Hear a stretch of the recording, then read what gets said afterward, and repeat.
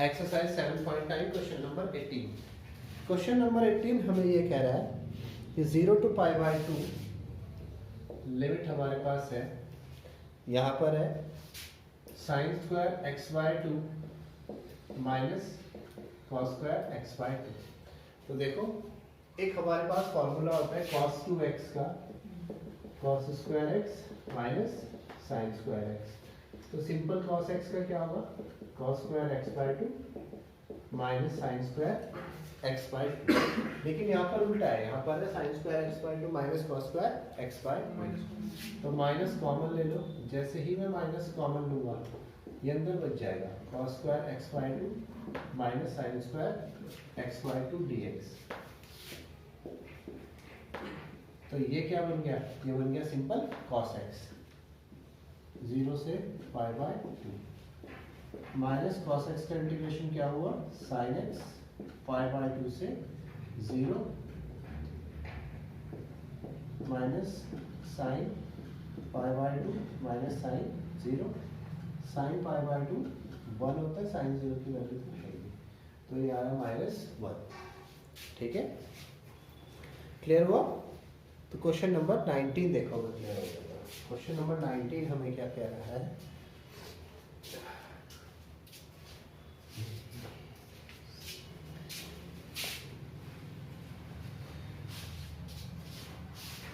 देखिए बच्चों question number 19 हमें कह रहा है 0 से लेकर 2 6x + 3 अपॉन x² + 4 dx। तो इसको एक तो इस मेथड से कर सकते हैं 6x + 3 को, चलो उसी मेथड से कर लेता हूँ, equals to a d/dx of x² + 4 + b। मेरी बात आई समझ में? नहीं है, पार्शियल फ्रैक्शन से नहीं कर सकते, पार्शियल फ्रैक्शन से नहीं कर सकते क्योंकि x² + 4 है, इसके फैक्टर ही नहीं हो रहे हैं, है ना। तो ऐसे ये करवाए थे इस टाइप के क्वेश्चन, एक पूरी एक्सरसाइज थी इस टाइप के क्वेश्चंस पर। तो अब जो 6x + 3 है हमारे पास इक्वल्स टू a, x² का डिफरेंशियल 2x, 4 का तो 0 हो गया, plus b 6x + 3 equals to 2ax + b। यहाँ से 2ax equals to 6x, x से x कैंसिल, a कितना आया 3 और b भी कितना आ गया 3, है ना। तो हमारा जो 6x + 3 है इसे मैं लिख सकता हूँ a की जगह पर 3 और x इसका डिफरेंशियल यहाँ पर a की जगह 3 इंटू 2x प्लस b की जगह पर फिर से क्या लिख दिया 3। ठीक है, तो अब जो इंटीग्रेशन है I इक्वल्स टू 0 से 2 6x + 3 को लिखा 3 इंटू 2x + 3 अपॉन x² + 4 और ब्रेक कर लो इसे, 3 बाहर आया, 0 से 2 2x अपॉन x² + 4, फिर से इंटीग्रेशन 0 to 2 3 अपॉन x² + 4। अब इसको फिर से ब्रेक करते हैं, I इक्वल्स टू 3, इस नीचे वाले को t लेंगे तो ऊपर वाला क्या हो जाएगा dt, इसीलिए हमने इसको इस टाइप से सेट किया हुआ है। 3 यहाँ पर बनेगा log x² + 4 और यहाँ पर आया 2 से 0 प्लस 3 बाहर आ गया, integration 0 to 2 1 upon x² + 4 3 log x² + 4 2 से 0 प्लस 3, ये है x² + 2 हाँ x² + 2² यानी x² + a² है, और ये बन जाएगा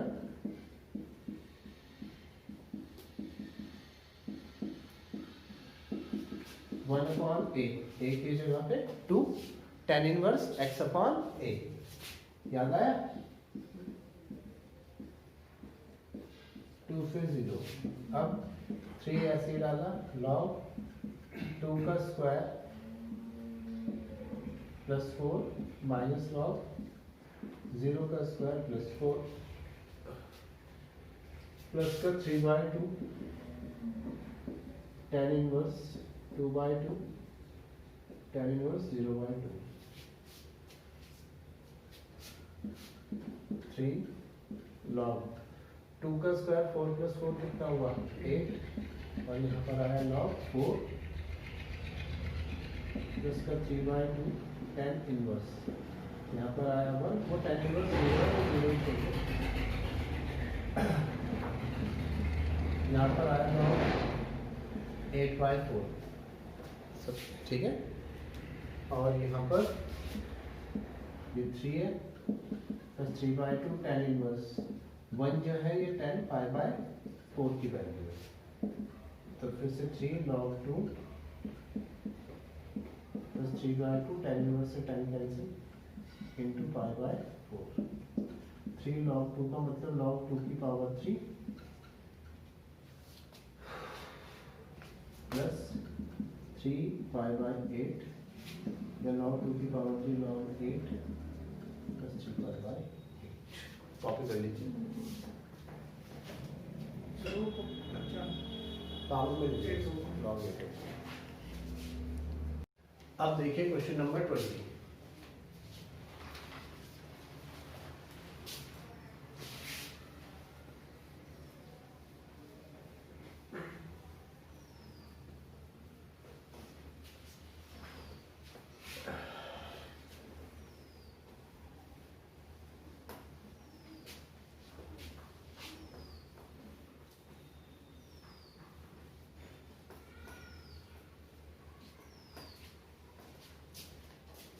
क्वेश्चन नंबर 20 है x e to the power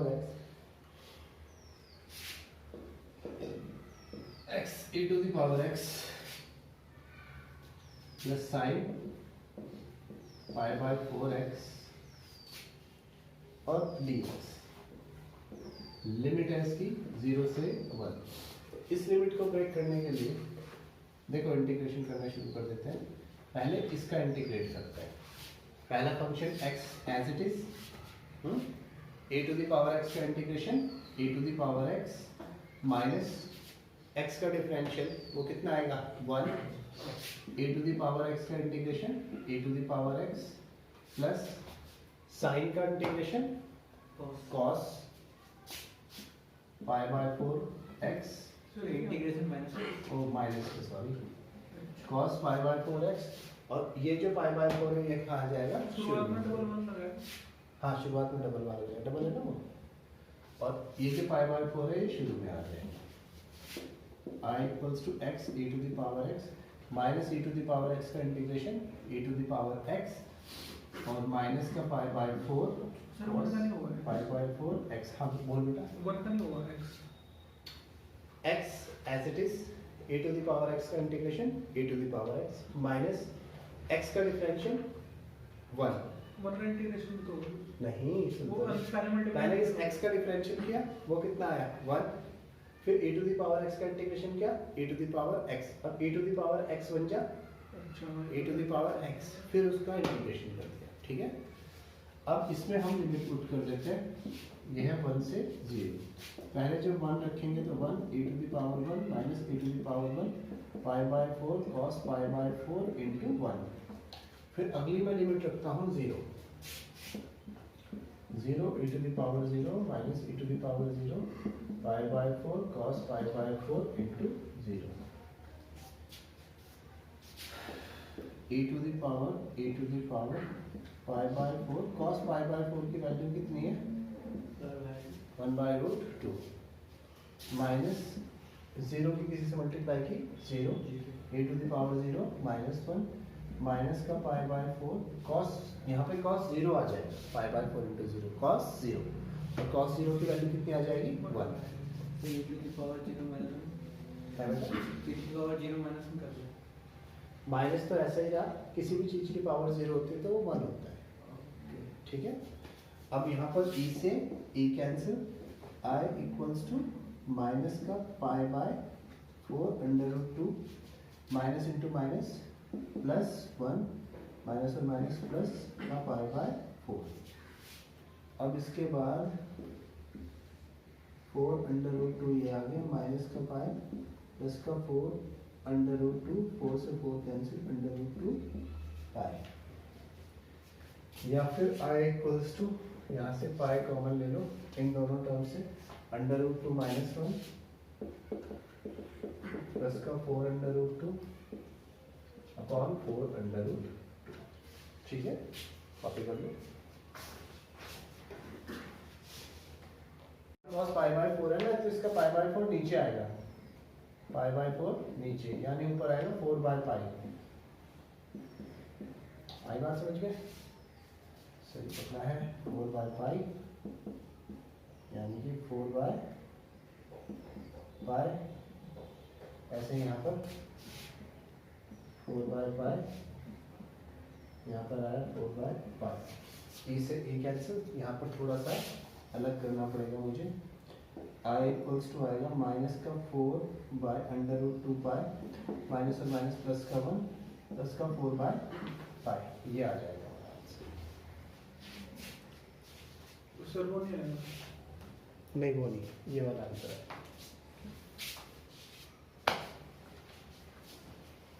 चाहे तो एक चीज और हो सकती है इसमें कि ये जो अंडर रूट 2 है ना, इसे रेशनलाइज कर लो, मतलब 1 plus 4 upon pi, 4 upon under root 2 pi, तो इसको ऊपर नीचे रूट 2 से multiplication. Sir cos pi by 4 की वैल्यू 1 बाय अंडर रूट 2। वो तो cos पाई बाय 4 को 0 से मल्टीप्लाई करते हैं, तो यहाँ तो 0 आया, यहाँ पर आया cos पाई बाय 4 की वैल्यू 1 बाय अंडर रूट। ठीक है, यहाँ पर इसे रेशनलाइज और कर सकते हैं। I equals to 1 plus 4 upon pi minus 4 under root 2 upon under root 2 into under root 2 2 pi, 2 से ये cancel. I equals to 1 plus का 4 upon pi minus 2 under root 2 upon pi, यही है करेक्ट आंसर। एक्सरसाइज में जो question है उस type के क्वेश्चन में आपको पहले करा भी चुका हूँ शायद, जिसमें लिमिट्स चेंज हो जाती हैं। एक दो क्वेश्चन इसी एक्सरसाइज में करा देते मैंने, कराया क्या? इसमें लिमिट्स चेंज हो जाती है। नेक्स्ट एक्सरसाइज कंप्लीट उसी पर बेस्ड है।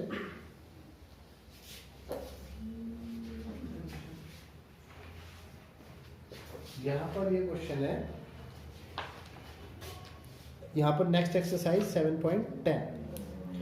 7.10 इस एक्सरसाइज में क्वेश्चन नंबर 1 देखो, लिमिट है इसकी 1 से 0 x upon x square plus 1 dx। ठीक है, देखो अगर हम इसे पुट करते हैं नीचे वाले को, एक्स स्क्वायर प्लस 1 को t पुट कर देते हैं, तो एक्स स्क्वायर का क्या हो जाएगा 2x dx equals to dt, या x dx equals to dt by 2। तो हमारा ये जो चेंज हुआ, ऊपर तो आया dt बाय 2 और नीचे का एक्स स्क्वायर प्लस 1 क्या आया t। अब जब हमने ये x को ही t में चेंज कर दिया तो लिमिट भी क्या होगी चेंज, 2 कौन सा होगा? 2 और 1 dt बाय 2। अच्छा हाँ, dt बाय 2। ठीक है, dt बाय 2 ये और नीचे वाला ये। अब जब हमने x को t में चेंज कर दिया तो लिमिट भी x वाली किस में चेंज हो जाएंगी t में। अब लिमिट चेंज के लिए 2 और 1 when x tends to 1, जब x क्या है 1 है, तो t क्या है 1 का स्क्वायर प्लस 1, तो t क्या है t है 2। when x tends to 0, जब x क्या बन रहा है 0, तो t के लिए क्या रखेंगे, x की जगह 0 रख दिया। अब t के लिए क्या है 1, यहाँ पर 1 से 2, फिर ये 1/2 बाहर, 1 से 2 dt अपॉन t हाफ ऐसी, ये 1 अपॉन t बन गया एक्चुअली। 1 अपॉन t क्या बन गया log t, लिमिट पुट कर देंगे 2 से 1, half log 2 minus log 1। log 1 की वैल्यू कितनी होती है 0, तो ये आ जाएगा हाफ इंटू log 2। अब ये जो 2 है इसका मतलब 2 की पावर कितना 1/2, यानी कि log अंडर रूट 2।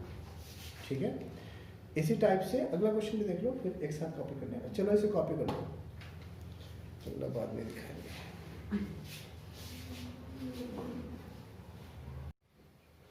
सब आ रहा है ना। इससे नेक्स्ट क्वेश्चन,